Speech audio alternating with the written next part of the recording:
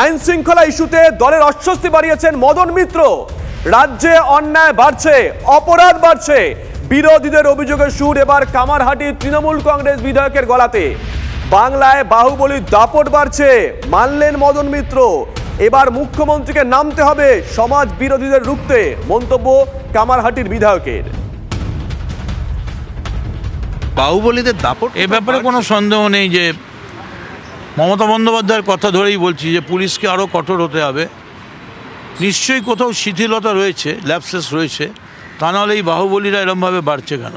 তার মানে তো এই নয় যে মমতা বন্দ্যোপাধ্যায় এখন রাস্তায় নেবে, তিনি ক্রিমিনাল ধরবেন, অ্যান্টি সোশ্যাল ধরবেন।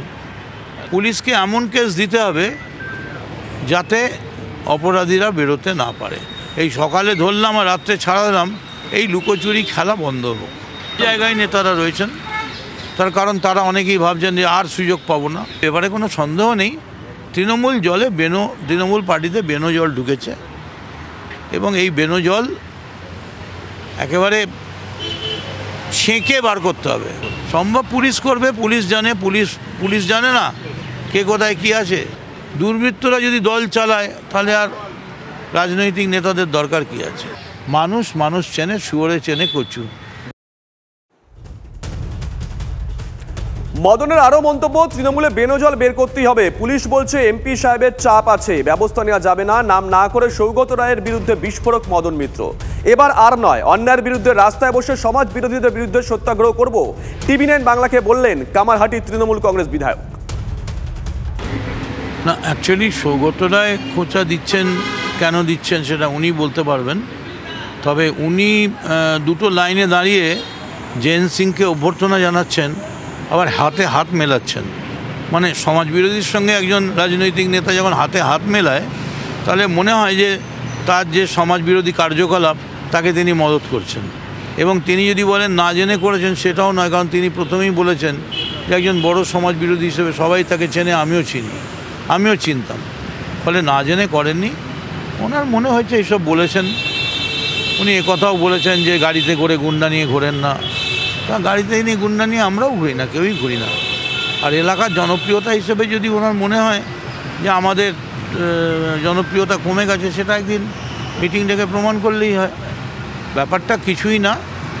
ব্যাপারটা হচ্ছে সৌগত রায় দিল্লিতে থাকেন, এখানে মাঝে মাঝে রাত্রিবেলা কামারহাটিতে ওনার ফ্ল্যাট আছে, ক্লাব রেসিডেন্সিতে, সেই ফ্ল্যাটে উনি থাকেন।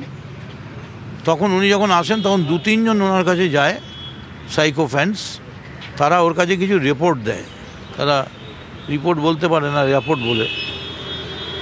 তো সেই রিপোর্ট দেয়, সেই রিপোর্টটা সেই সময় উনি যেটা শোনেন তার ভিত্তিতেই উনি ফোন করেন। এরকম অনেক কেস হয়েছে, আমি পুলিশকে বলেছি অ্যারেস্ট হলো না, ছেড়ে দিলেন, বলে আপনি এমপি সাহেবের সঙ্গে কথা বলুন, চাপ আছে। আমি কী করবো? আমি তো স্বীকার করছি আমার ক্ষমতা নেই। কিন্তু এই ঘটনার পরেও আড়িয়াদা হয়, যদি আবার সমাজ বিরোধী হয়, এবার যে পেছনে থাকুন না কেন, আমি কিন্তু রাস্তায় নেমে সত্যাগ্রহ করব। এবং দল যদি তখন আমায় বলে, আমি বলবো যে আমায় এই লড়তে শিখিয়েছেন মমতা বন্দ্যোপাধ্যায় নিজে, যিনি বলেছেন অন্যায়ের বিরুদ্ধে, অত্যাচারের বিরুদ্ধে সবসময় প্রতিবাদ করবে। সেই প্রতিবাদ যদি নিজের লোকের বিরুদ্ধেও করতে হয়, তাতেও পিছপা হবে না। তাই আমিও বলছি, আমি ভয় করব না, দুবেলা মরার আগে মরব না।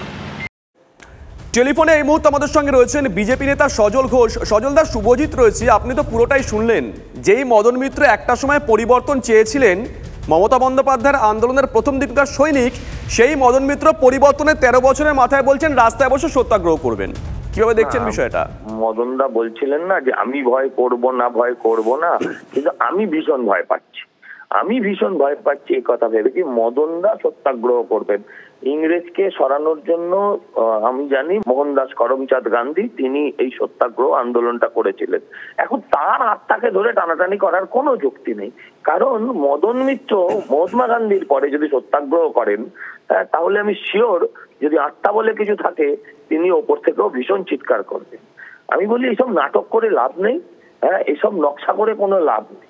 আমি বলি সোজা কথায় প্রেম করুন। মদনদা অনেক নাটক করেছেন, প্রতিদিন এক এক রকম কথা বলেন, সকালে কিছু বলেন, বিকেলে কিছু বলেন। এই যে সমাজ বিরোধী যাকে নিয়ে আলোচনা চলছে, হ্যাঁ, কি জ্ঞান না অজ্ঞান কি নাম হোক, হ্যাঁ, সেই মদনও ঘনিষ্ঠ, সে আবার ওই সৌগত ঘনিষ্ঠ। এরা সকালে একজনকে মাল দেয়, বিকেলে একজনকে মাল দেয়। সকালের মালটা যে পেয়েছে, বিকেলের মালটা এখনো পাইনি, যে বিকেল বেলা চেঁচাচ্ছে। অনেক ছবি আছে, এই যে হাত মেলানো ওই মেলানো এইসব কথা বলছিলেন না মদন দার সঙ্গে ওই ব্যক্তির অনেক ছবি আছে, আরো অনেক ঘনিষ্ঠতার খবর বাজারে ঘুরে বেড়ায়, সেটা সবটা টিভির সামনে বলা যায় না। যাই হোক, এর মধ্যে আমি যাচ্ছি না। আমি বলি এরা সবাই গুন্ডা পোষে, কেউ গুন্ডা পোষে, কেউ ছেঁচড়া পোষে, কেউ মাতাল পোষে। এই হচ্ছে আজকের তৃণমূল, এই হচ্ছে আজকের তৃণমূল। লাল চুল কানে দুল, এখন এমএলএর নাম আমিদুল, এটাই হচ্ছে তৃণমূল। তো এটাই চলছে আজকে। ধন্যবাদ সজল দা।